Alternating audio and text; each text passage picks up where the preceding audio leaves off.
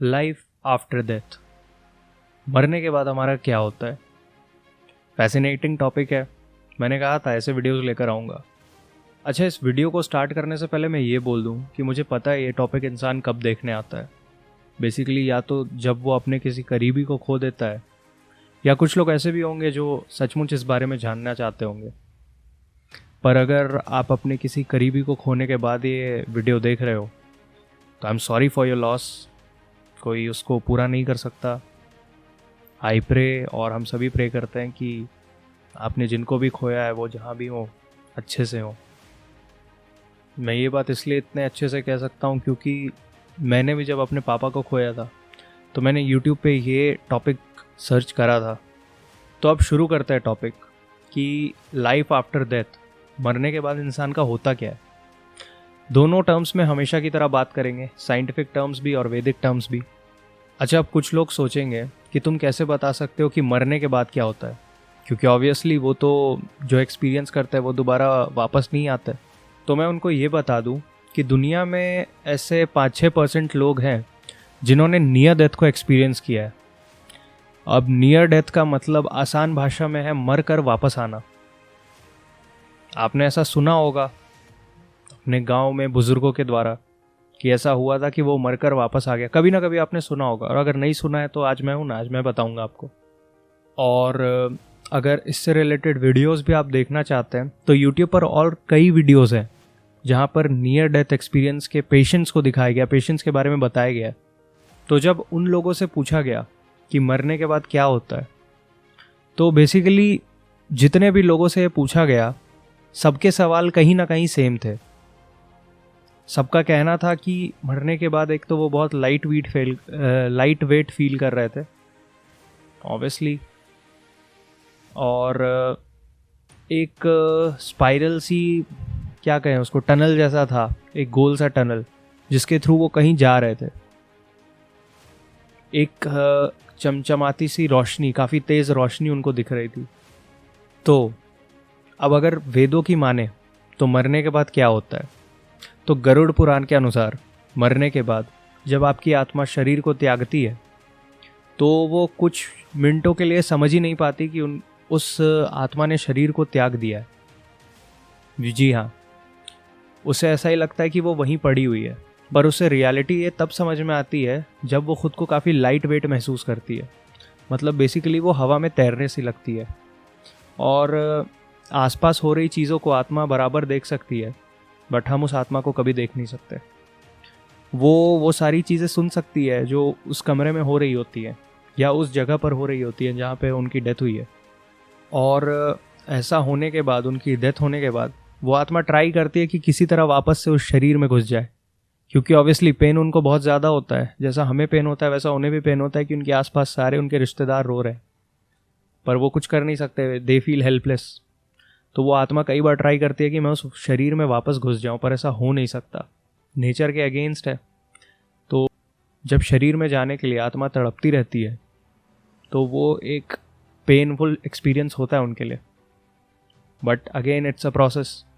इसके बाद जब आत्मा पूरी तरह से निश्चिंत हो जाती है कि वो अब उस शरीर में वापस नहीं जा सकती, तो फिर वो एक स्पाइरल टनल से होकर गुजरती है और एक ऐसे रास्ते पर पहुंचती है जहां से उसे 2 रास्ते चुनने होते हैं, हेवन और हेल, स्वर्ग और नर्क। और ये वो आत्मा डिसाइड नहीं कर सकती कि वो किधर जाएगी। उसके जीवन भर के कर्म डिसाइड करते हैं कि वो किस गेट के थ्रू, किस गेट में जाएगी, किस गेट के अंदर जाएगी। तो ये तो हो गई हमारी वेदों की बात। अब चूंकि साइंस हमेशा से वेदों को अपोज करता आया है, तो अब साइंटिफिक टर्म्स में समझते हैं। पर इससे पहले मैं कुछ लोगों को ये बता दूं कि अभी जो मैंने वैदिक टर्म्स में बताया है, कुछ लोगों को ये सब बकवास लग रहा होगा, पर मेरे भाई समझ जाओ, साइंस के बाहर भी एक दुनिया है। इसी को वो स्पिरिचुअल नॉलेज कहते हैं जो तुम्हें नहीं पता है, जो तुम्हें पता होनी चाहिए। और कई साइंटिस्ट भी हैं जिन्होंने इसे सच माना है। अब मैं प्रूफ देता हूँ। तो साल 2022 में ही एक 87 ईयर ओल्ड कैनेडियन पेशेंट अपने डेथ बेड पर थे। मतलब वो कभी भी भगवान को प्यारे हो सकते थे। तो उन्हें बेसिकली मिर्गी के दौरे पड़ते थे, तो उनके ब्रेन मैपिंग के लिए उनके सिर की टेस्टिंग हो रही थी, बेसिकली ब्रेन की टेस्टिंग हो रही थी। पर उसी दौरान हार्ट अटैक से उनकी मौत हो गई। पर डॉक्टरों को ये चीज़ क्लिक कर गई कि उनके मरने के बाद भी, मरने के 30 सेकंड से 1 मिनट तक उनका ब्रेन फंक्शन कर रहा था, क्योंकि वहाँ मॉनिटर में काफ़ी फ्लक्चुएशंस हो रहे थे। डॉक्टरों ने ये पाया कि दिमाग का वो हिस्सा जहाँ पर पास्ट की मेमोरीज़ रहती हैं, जो हिस्सा हमें पास्ट को याद करने पर मजबूर करता है, उस हिस्से में सबसे ज़्यादा फ्लक्चुएशंस थे। अब आप समझ रहे हैं, ये जो लोग हमें बताया करते थे कि मरने के पहले और मरने के बाद तुम्हें फ्लैशबैक्स दिखते हैं लाइफ के, वो झूठ नहीं था, वो सच था। वही चीज़ उनके साथ हो रही थी। उनको रिवर्स में वो सारी चीज़ें दिखती जा रही थी जो कि उनके लाइफ में हो रखी थी। यही काम होता है। अब आप में से कुछ ये भी सोचेंगे कि सिर्फ एक आदमी पे टेस्टिंग कर कर तुम ये कैसे प्रूव कर सकते हो। तो आपको बता दूं कि आप ही की तरह कई साइंटिस्ट्स भी ये बात मानने को तैयार नहीं थे।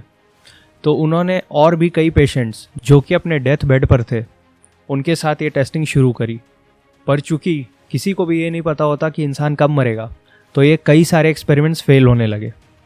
ऑब्वियसली अब तो आप ये तो नहीं बता सकते ना कि ये इंसान कब मरेगा, और उतनी सारी चीज़ों को सिर पर रखना जबकि एक पेशेंट अपने लाइफ के लिए लड़ रहा है, वो सही नहीं थे। तो ये एक्सपेरिमेंट्स काफ़ी फेल होने लगे और साइंटिस्ट्स को इन्हें रोकना पड़ा। पर साइंटिस्ट्स कहाँ मानने वाले थे। उन्होंने रॉडेंट्स पर, यानी कि चूहों पर इसका इस्तेमाल करना शुरू करा, और चूहों ने भी वही साइंस शो करे जो उस कैनेडियन आदमी ने शो करे थे। उनके भी ब्रेन का वही हिस्सा तेज़ी से काम कर रहा था जो कि पास्ट लाइफ को दिखाता है। तो अब आप समझे, ये सारी चीज़ें गलत तो नहीं है। अब अगर वापस हम अपने वेदों पर आते हैं तो हम वेदों से ये जानते हैं कि आत्मा तो अमर है, वो सिर्फ शरीर बदलती है, बाकी उसकी हरकतें वैसी ही रहती हैं। और हम भी कभी कभी कहते हैं ना कि यार ऐसा मैंने कभी पहले देखा है, मेरे साथ ये पहले हो चुका है। वो और कुछ नहीं है, वो हमारे पास्ट लाइफ्स की यादें हैं। जितनी ज़िंदगी हम जी कर आए हैं, पास्ट लाइफ मतलब ये रनिंग लाइफ नहीं, इसके पिछले जन्म। क्योंकि आत्मा तो अमर है, वो मर नहीं सकती। भले हम सारी चीज़ें याद ना रख पाएँ, लेकिन कुछ कुछ चीज़ें ऐसी होती हैं जो कि सिमिलर मैच कर जाती है हमारे पिछले लाइफ से। क्योंकि मैंने कहा ना कि आत्मा की एक्टिविटीज़ कभी बदल ही नहीं सकती, फितरत वही रहती है। इंग्लिश में इसे डेजावू कहते हैं। यार मेरे साथ ये हो चुका है। और कुछ यो फैन बॉयज़ कहते होंगे ना, dude I got a deja vu. Dude, this is what deja vu is. इसी को डेजावू कहते हैं। तो शायद अब आप समझ पा रहे होंगे कि नियर डेथ एक्सपीरियंस सिर्फ एक स्टेटमेंट नहीं है, बट रियलिटी है। जिनको समझना है वो इतने से में समझ गए होंगे। पर अब मैं भी जानता हूँ कि अभी भी कई लोग होंगे जिनको और प्रूफ चाहिए होंगे, और सारी चीज़ें जानने का मन कर रहा होगा। तो उनको बस इतना ही कहूँगा, अगर आपके मन में सचमुच ऐसे कोई डाउट्स हैं तो एक बार कमेंट करिएगा। अगर मैं उस पर वीडियो बना सका तो मैं ज़रूर बनाऊँगा, क्योंकि मैं भी तो रिसर्च कर ही वीडियो बनाऊँगा। मैं हवा में तो बनाऊँगा नहीं, हवाई बातें आपको पसंद भी नहीं आएंगी। और अगर मेरी बात पर भरोसा नहीं है तो थोड़ा और वेट कर लीजिए। साइंटिस्ट इस पर रिसर्च कर रहे हैं, आपको उन्हीं के द्वारा एक अच्छी सी रिसर्च स्टडी मिलेगी।